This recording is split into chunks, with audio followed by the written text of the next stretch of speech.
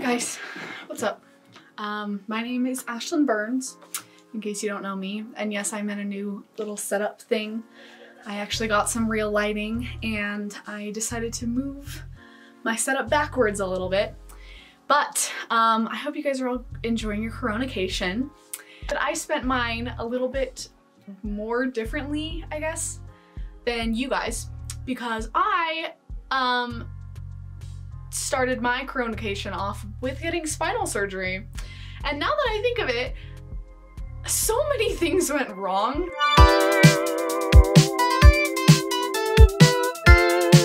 I was like going through this story and I'm just now realizing how many things actually like went wrong. And so I have some videos that I'm going to use to help me kind of like narrate this story, because I did kind of take videos of me in the hospital on some pretty strong drugs. So that's gonna be really fun, because that's why I'm here, is to like help explain some of the things that I say in those videos, because I wasn't completely there, like mentally. I was very much out of it. And let me tell you, if you guys haven't had surgery before, which I really hope you haven't, it's a trippy thing, especially for like something pretty big and like serious like spinal surgery. It is not what I expected. Oh yeah, and before we get any further, I do have my little puppy here visiting. Same with my big puppy, who, if I do this, she's probably gonna want to get down. She just got groomed today, so she's looking all nice and pretty. They're gonna be laying down, so you probably won't be able to see them, but maybe you will.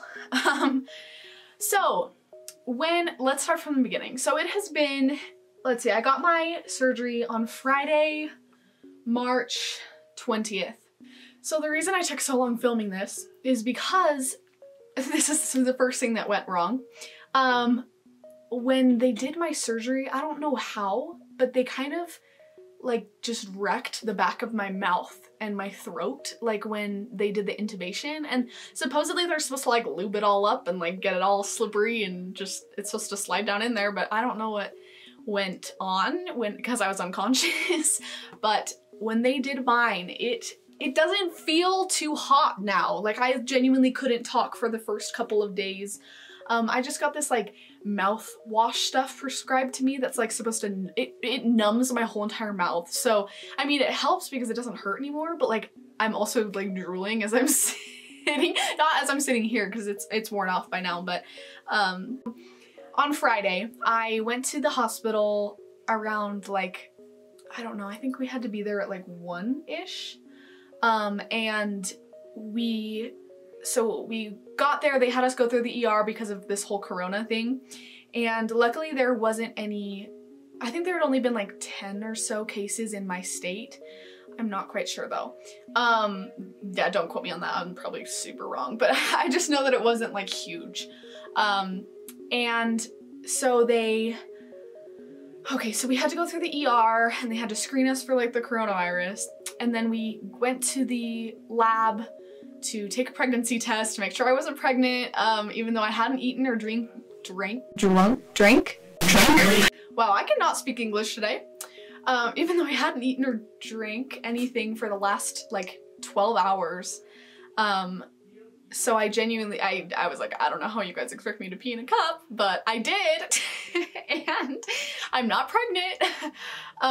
And so then after that, they took us up to, they took me up to like my room, had me get changed. This is where they were so nice. Like, they were all freaking incredible, especially having to like work during this whole Corona thing, and like I could hear my neighbors and they weren't the nicest people, and so they were just so awesome with me. So I had to change into my little gown and stuff, and then they hooked me up to the IV. We're ready. We're prepped. And I've just got this little tiny room because it was the same day surgery, so I didn't have to like stay overnight. So I just had a curtain as a door instead of like an actual room. And then seriously, it took maybe like, shut up. It took then maybe like, I don't know, a half an hour till then before like I was ready to like go into surgery. Like I was like, wow, that was really fast. And luckily, so they call it the I don't care juice.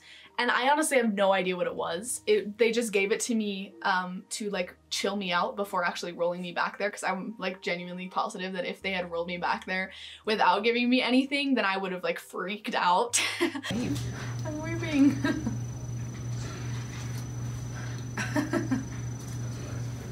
Stop. And then this next video, I don't remember taking it all. Like this was maybe like, I don't even know how long it was after they injected it, because I don't remember taking it at all. Like I found it in my camera roll and I was like, what is this? And so I guess I took this video, and you can hear her in the background say like, okay, we're ready to take you back. And that stuff, when they put it in your IV, it hits hard. It hits fast.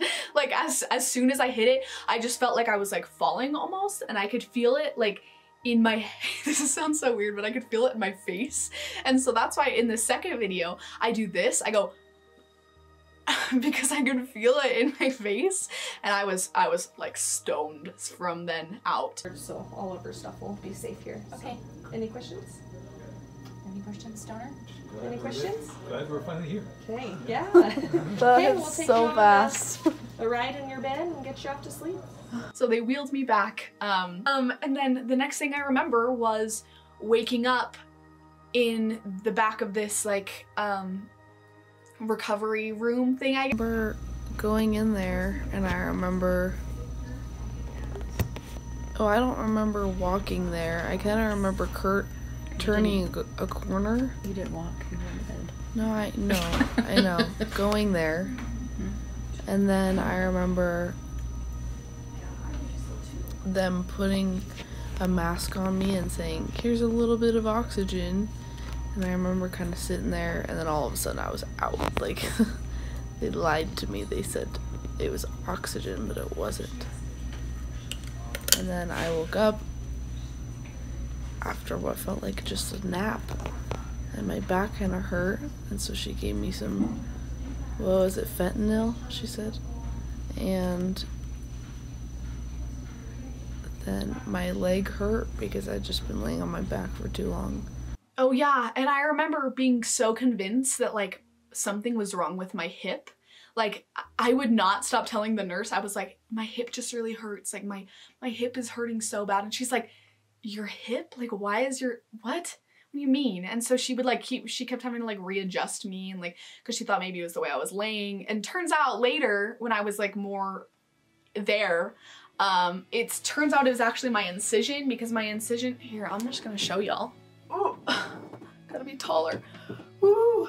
It's like here to the side, and so because they went in from the side, they didn't actually go in from the back. And so I was convinced that my hip was the thing that was hurting, but no, it was actually my incision. Like, believe it or not, your incision's gonna hurt right after you have surgery. It was in a different spot though, so once I rolled over, then it was better. My back still kind of hurts, and she had stuff stuck to me, like the wires stuck to me. Got it back there, not hurt. What? Back there, not hurt. No, like where my incision side is. She felt so good she wanted to jump off this bed and do a little dance. Oh, and I remember my eyes were watering, and my nose was running, and I was drooling. Yummy. So I had like a lot of just liquids coming out of holes that I didn't want liquids coming out of I have holes. to make sure all the cute boys that you know will hear that part. I can think of a couple right off the top of my head. I'm going to send it to them right now. Okay. All cute boys you know. There's a lot of them. Not really. My toes were kind of falling asleep. I think it's because of these stupid socks. They're blood clot socks. They're very uncomfortable. Keep the swelling down. I'm supposed to wear one when we're riding car rides. Ah, my throat stings. He said that it would be after 30 minutes. It hurts.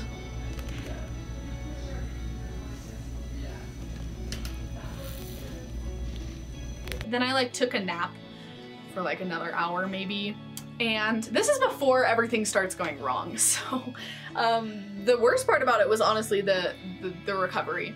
And so after that, they had given me some morphine because like my back was just really hurting, and so they gave me some morphine in my IV, and then it started to feel better. And then they were like, okay, so before you leave you have to pee, like you can't leave without going to the bathroom. And I was like, okay. And so I was starting to feel better, and I was like, I think I can probably go to the bathroom now. That was dumb. That was not a smart decision, Ashlyn Burns.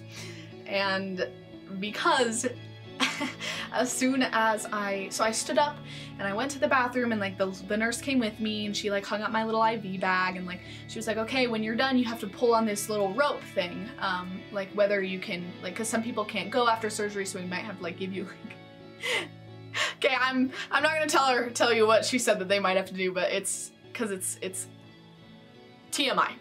But she was like, so if just in case you can or you can't, like just pull the lever no matter what. And I was like, okay.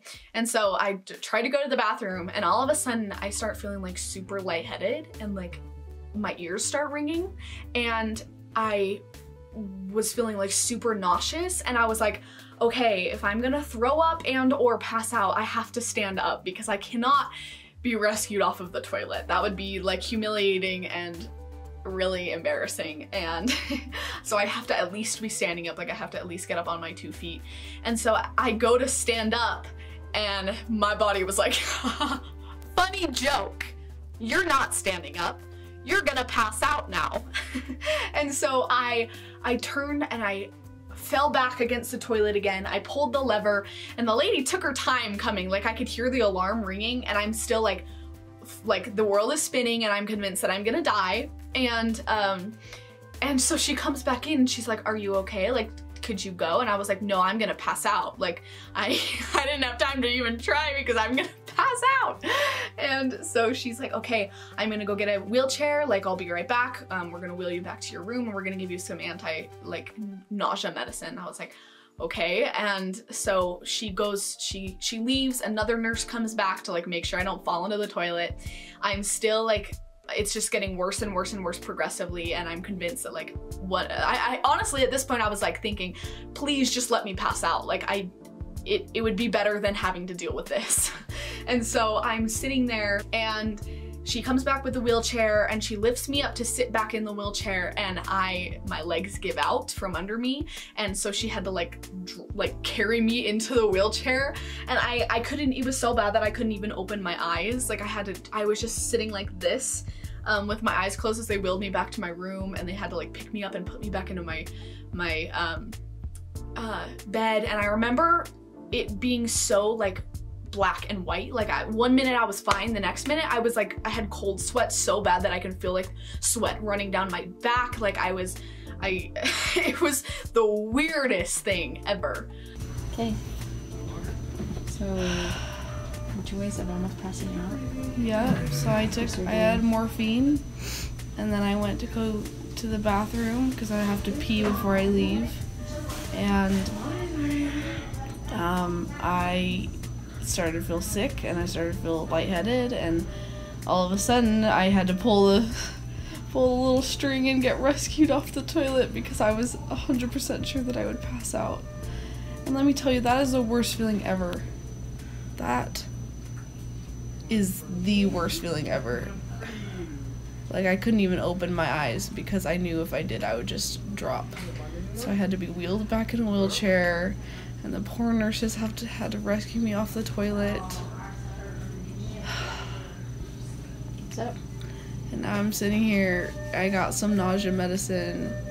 I'm sitting here with my towels. Thank you for that angle. and a barf bag. Yeah, my barf bag. But we're better. And so, after that, unfortunately, that's not the last time that happened. So, managed to I managed to eat some stuff, and of course I hadn't eaten since like midnight the night before, and by now it was like 5, and so I was starving, and so I ate probably like 10 of those little like saltine cracker packet things, and then like I had a Jello and a pudding, and their pudding is so freaking good there. Like I know that hospital food gets a bad rap, but oh, best pudding I've ever had. So good. And so after that, they were like, okay, you can probably like get ready, and are you guys ready to leave? And I was like, okay, yeah, sure. And of course I'm still like way out of it. And so I got in my clothes and I got dressed. YouTube, I'm ready to go home. I'm dressed. Is that television movie? No. And you can't hear me. You stay right there. I'm leaving now. Hey, if you're having... Got a pretty gnarly incision site.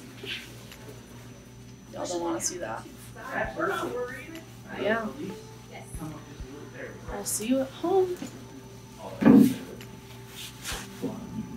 And I came home. I like passed out in the car and like slept in the car, not like the same situation. But then just so for the last couple days I've been like basically laying around doing nothing. Like I did nothing today. I seriously just got ready to film this. Like it's currently 10 o'clock at night and I only decided to film this now because I was like, you know what, my throat is fine. Like it's good enough right now. And so for the last couple of days I've been, mostly my throat has just been killing me. Like, oh my gosh, so bad. And so I've tried like cough drops and like those numbing lozenges things, and like throat soothing tea and like stuff like that. And then my doctor prescribed me like a couple of those little oxycodones. They're super tiny. They're only like, okay, I can't actually tell how much they are, but I'm only supposed to take 1 tablet by mouth every 6 hours as needed for pain. And so my mom was only giving me halves because they're pretty strong. And then yesterday I had one and then I took another one. Like I took a half and then I took another half. And then 2 hours later, so this was, I hadn't eaten anything but cereal and then a milkshake, because the milkshake was the only thing that I could get down. And I thought that was enough. But I went to stand up, so I'd been laying in this chair all day, like just trying to ignore the searing pain in my mouth, and I stood up and I went to go to the bathroom and I felt kind of like woozy and I was like, that's weird. And but I was fine, and my mom was like, are you okay? And I was like, yeah, I'm good. And so I went back to the bathroom and I remember again my ears started ringing and it sounded like I was like hearing stuff through a bottle, and I don't know if that like makes sense. Like this is my visual aid, okay?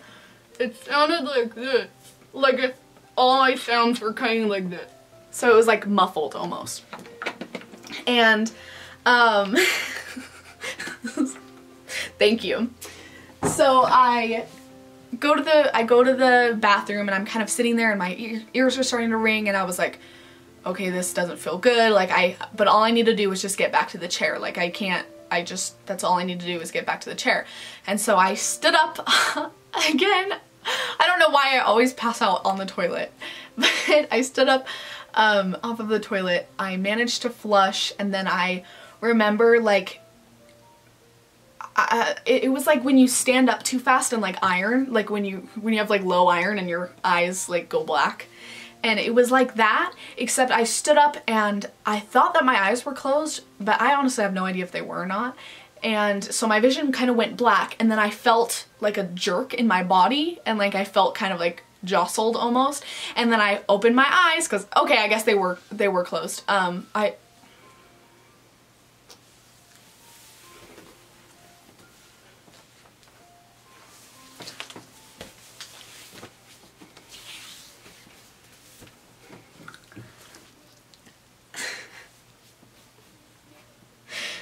No. My shirt has been backwards this whole time. Okay, we're gonna pretend like that didn't happen. So, back to the story. So I remember opening my eyes and all of a sudden I was sideways on the floor, on the ground, and like I had no idea what had happened. Like it seriously just felt like I had, again, like blinked, and like all of a sudden I was on the floor and I was like, and I sat there for a second and I was like, what? And then I yelled, Mom! And my mom comes running from the other door and she's like, oh crap, okay, you need to get up, because I was all twisted weird and like I'm not supposed to twist or bend or fall or do anything excessive movement like passing out when you just have spinal surgery, but like apparently my brain didn't get that memo. And so my mom comes over and she like helps me up and she helps me back to the chair, and I started like cold sweating again, and so she got me the towels that they had recommended at the hospital, and so I ended up feeling better after that. But like luckily my surgeon gave me his personal phone number, which I think was really cool, and we texted him and he was like, yeah, let's hold off on the oxycodones from now on. So I haven't had any of those anymore because I do not want to pass out again, like believe it or not, but it wasn't super fun.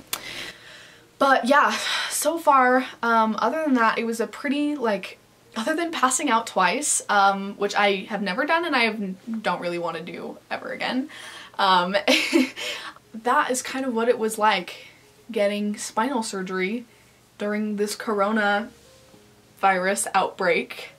And if you guys want to see how this has impacted my life, don't forget to go check out my 2-part series of my living with a broken spine that'll never heal videos, because those ones are extremely informative and honestly pretty well done, like if I do say so myself. But other than that, I really hope you guys enjoyed this video. If you want more videos like based around my medical I don't know, situation, then be sure to let me know downstairs downstairs in the comments. And what else? Oh, don't forget to subscribe, or check out some of my other videos if you enjoyed this one. Leave a big thumbs up if you want to encourage, like send me some love during this recovery. I would really appreciate it. And other than that, thank you guys all so much for watching, and for subscribing. I love you. I will see you later.